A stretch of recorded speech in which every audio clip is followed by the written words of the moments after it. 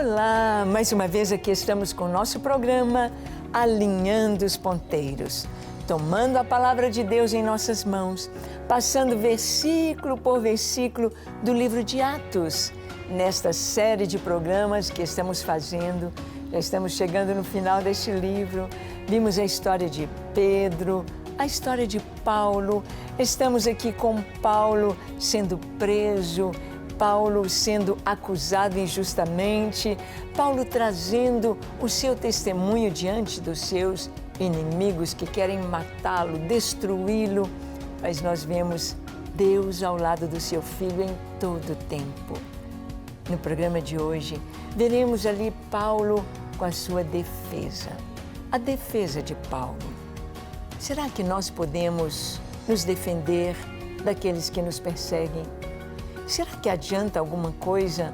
Adiantam as nossas palavras? Adianta o nosso testemunho?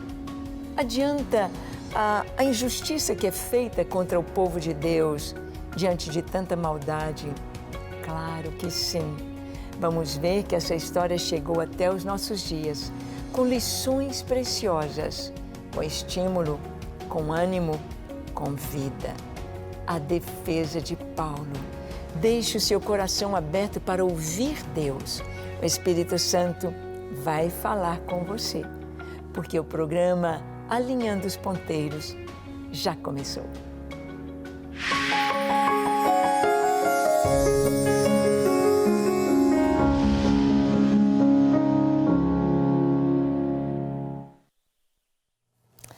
Muito bem, nós vamos ver que Paulo foi preso injustamente. Ele estava no templo e eles disseram, ele trouxe gente que não é judeu, ele trouxe gentios para entrarem dentro do templo, o que era sacrilégio, o que era totalmente proibido.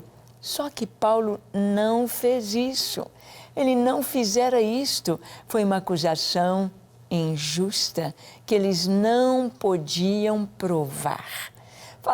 Eles o viram com Trófimo andando pelas ruas de Jerusalém, mas não no templo, não dentro do templo. Foram acusações injustas, infundadas. E eu e você podemos passar por isso também. Podemos passar por acusações injustas. Muitos irmãos nossos no mundo, agora mesmo, estão passando por isso. Muitos. Vamos ver as acusações que vinham contra Paulo. Paulo preso, Paulo sendo condenado, Paulo apresentando a sua defesa. Vamos ver o que está escrito em Atos 24, de 1 a 9.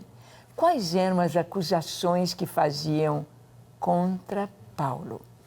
Diz o texto assim: 5 dias depois, desceu o sumo sacerdote Ananias com alguns anciãos e com certo orador chamado Tértulo, os quais apresentaram ao governador libelo contra Paulo.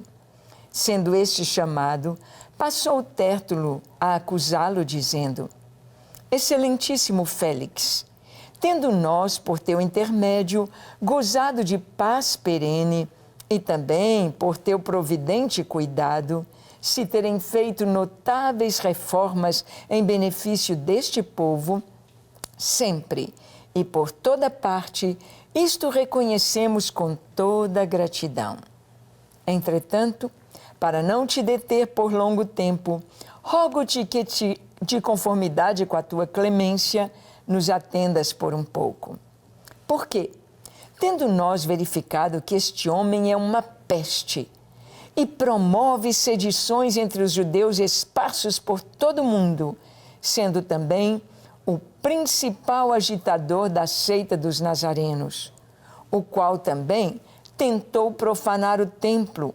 Nós o prendemos com o intuito de julgá-lo segundo a nossa lei.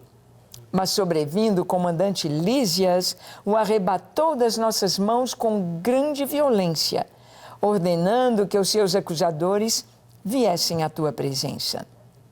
Tu mesmo, examinando, poderás tomar conhecimento de todas as coisas de que nós o acusamos. Os judeus também concordaram na acusação, afirmando que estas coisas eram assim. Bem, Paulo foi levado de Jerusalém, ele foi levado para Cesareia. Cesareia era a capital romana na província da Judeia. Era a capital romana. Então diz que 5 dias depois das acusações lá em Jerusalém, 5 dias depois, eles desceram, porque Jerusalém fica no alto, Cesareia fica à beira-mar. Então, Jerusalém está a 300 metros acima do nível do mar e Cesareia ao nível do mar Mediterrâneo. 5 dias depois, veio o sumo sacerdote Ananias com alguns anciãos, que eram, vamos dizer, os empresários, os ricos de Jerusalém, homens importantes, pessoas de peso na nação de Israel, na Judeia, e veio também um orador chamado Tértulo. Bem, eles queriam ter certeza de que eles sairiam bem naquela acusação. Então eles precisavam de alguém que falasse bem, alguém que realmente pudesse acusar Paulo com veemência, alguém que sabia falar diante de reis, porque ali estava o governador Félix. Não podia ser qualquer um para falar. Trouxeram este orador, Tértulo. E esse Tértulo, então, começa a acusação de Paulo. Ele começa dizendo que Paulo é uma peste. O que é uma peste? A peste é uma doença que se propaga, que se espalha.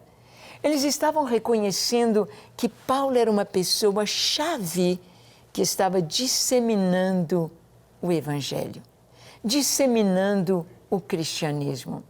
Paulo era uma pessoa que tinha de ser parada.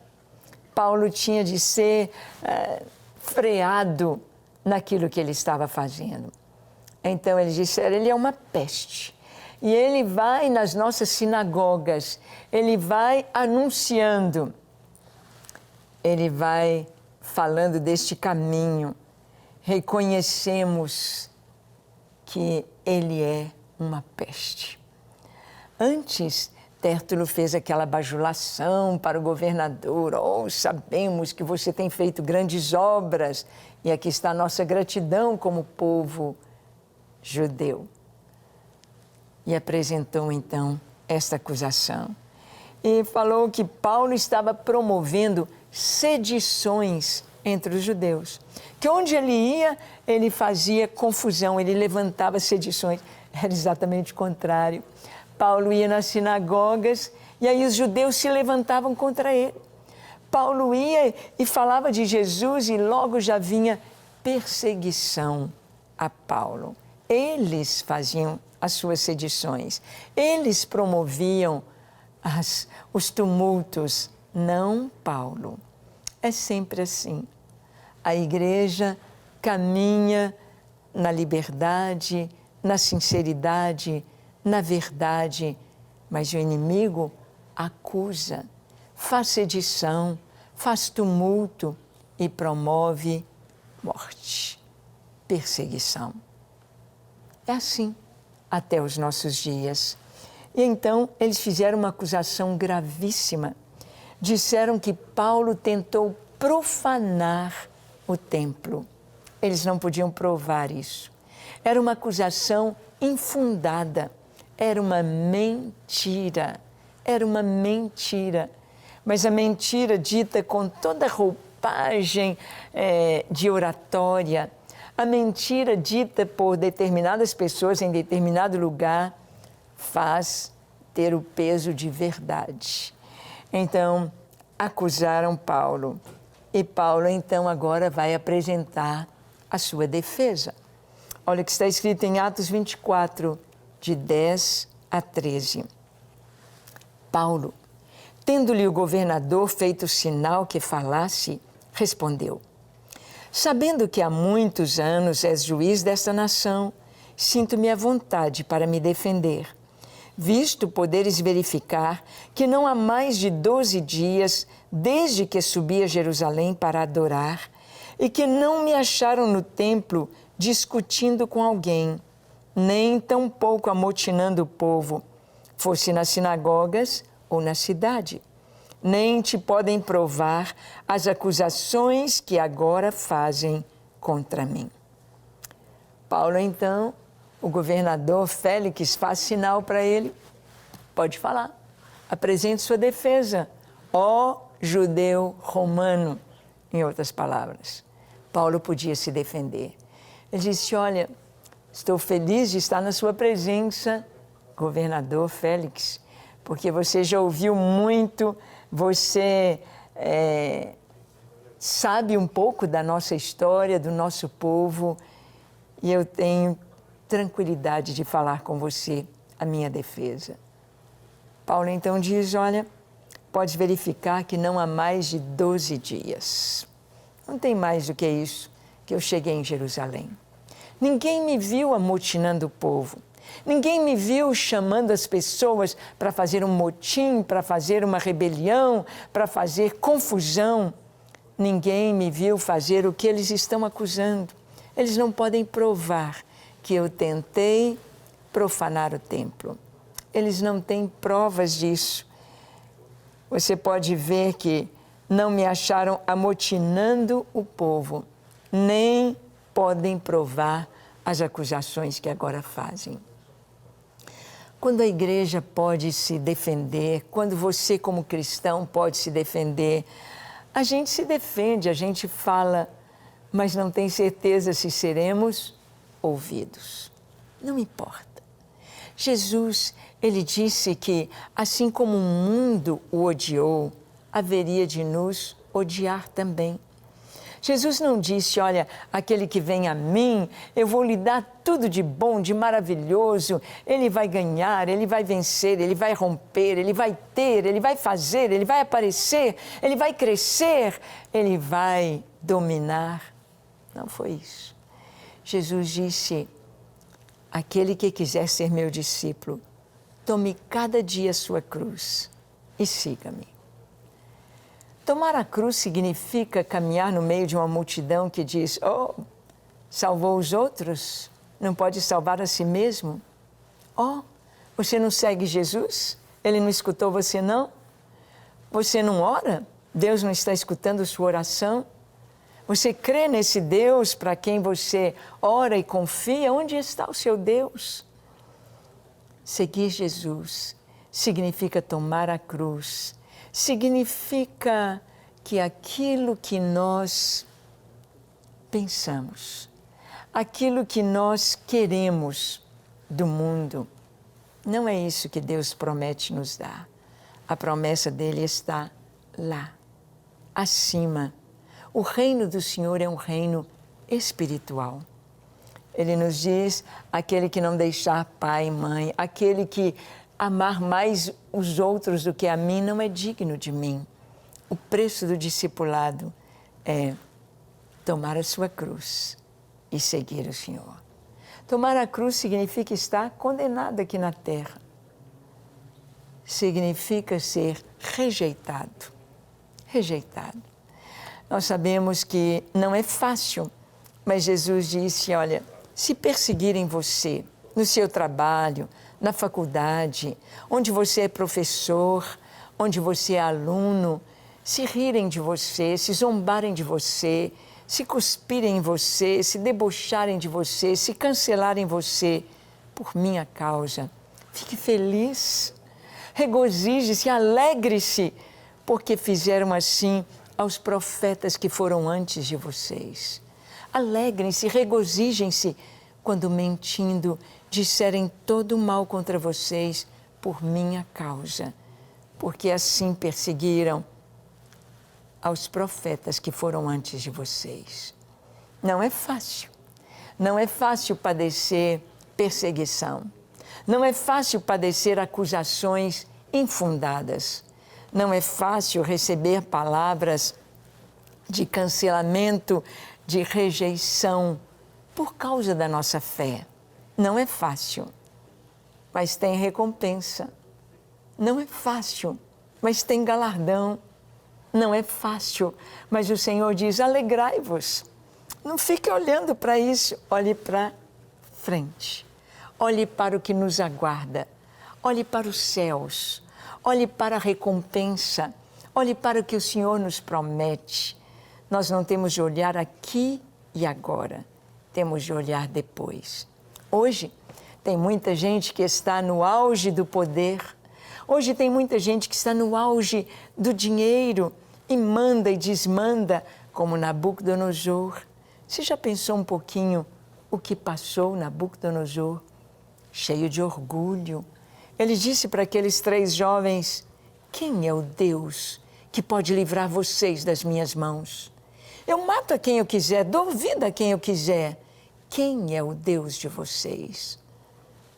Há muitos que estão como Nabucodonosor dizendo, cadê o Deus de vocês?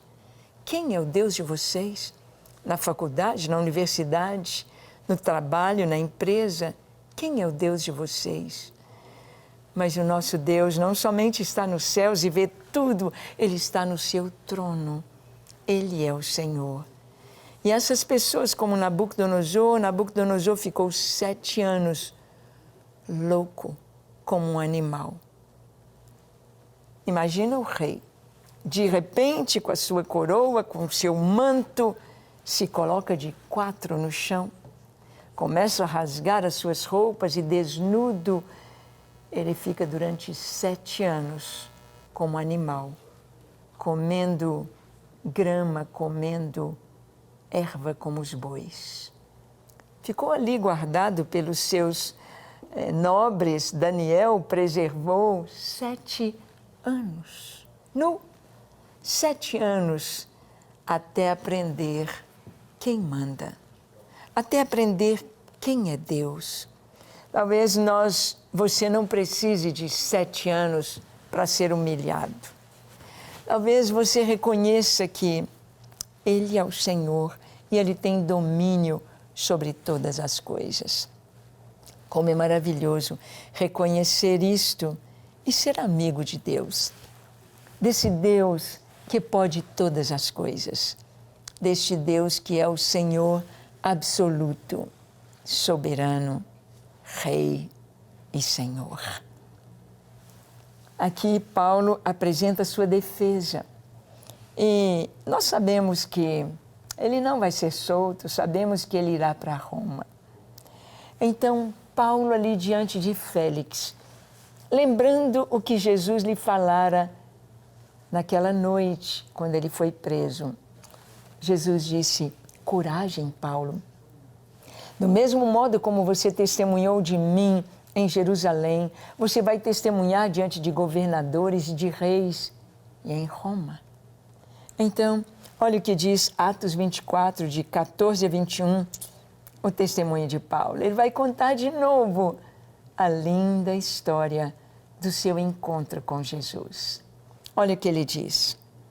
Porém, confesso-te que segundo o caminho a que chamam seita, assim eu sirvo ao Deus de nossos pais, acreditando em todas as coisas que estejam de acordo com a lei e nos escritos dos profetas, tendo esperança em Deus, como também estes a têm, de que haverá ressurreição tanto de justos como de injustos. Por isso também me esforço por ter sempre consciência pura diante de Deus e dos homens. Depois de anos, vim trazer esmolas à minha nação e também trazer oferendas.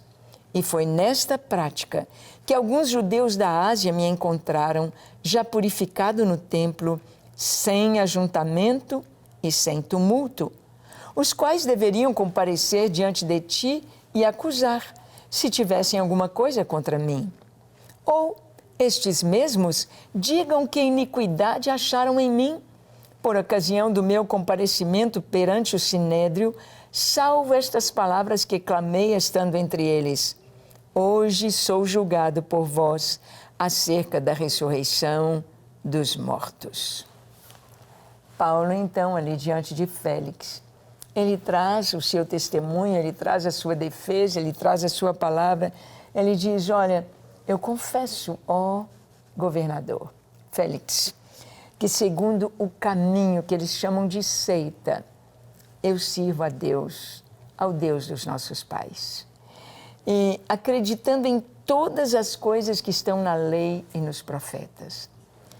Paulo veio dizer que em Cristo a Bíblia, o Antigo Testamento, não foi aniquilado, não foi abandonado, não foi rechaçado, deixado de lado. Não, pelo contrário, se cumpriu em Cristo, se cumpriu em Jesus de Nazaré, todas as coisas, todas as palavras proféticas com relação ao reino de Deus. Ele disse, olha, o que aconteceu é que depois de anos, eu vim trazer uma oferta a Jerusalém. Eu vim trazer oferendas no templo e foi nessa prática que eles me encontraram. Quando eu estava vindo ao templo, eles não podem me acusar de nada, não podem provar nada destas acusações que estão fazendo. Paulo está falando diante de um romano. Nós vamos ver que Paulo vai ficar ali em Cesareia por mais 2 anos. 2 anos preso. 2 anos preso injustamente. Sabia que tem muita gente presa injustamente? Tem muita gente culpada solto. E tem muita gente inocente presa. Sabia que tem muitos que só por causa da sua fé em Jesus foram mortos, foram presos, foram torturados, foram maltratados. Mas a palavra de Deus nos fala sobre esse privilégio de ser um mártir por Cristo. Nem todos estão prontos para isto, mas é importante saber que agora, quando o tempo se aproxima, agora quando se abrevia, quando vemos mais perto a vinda de Jesus, quando vemos o cenário mundial todo preparado para o anticristo surgir, trazendo paz e segurança, trazendo leis no sentido comercial, trazendo aí a sua marca, a marca da besta, sem a qual ninguém pode comprar nem vender, trazendo um poderio, um domínio mundial, coisa que antes não podíamos imaginar, um domínio mundial. Quando vemos este cenário pronto e sabemos que o inimigo tem ódio de Jesus, persegue o Senhor, quer acabar com o Senhor, quer tirar tudo que se chama Deus e tudo que se chama Cristo da história. O inimigo não vai conseguir, mas ele vai tentar sempre.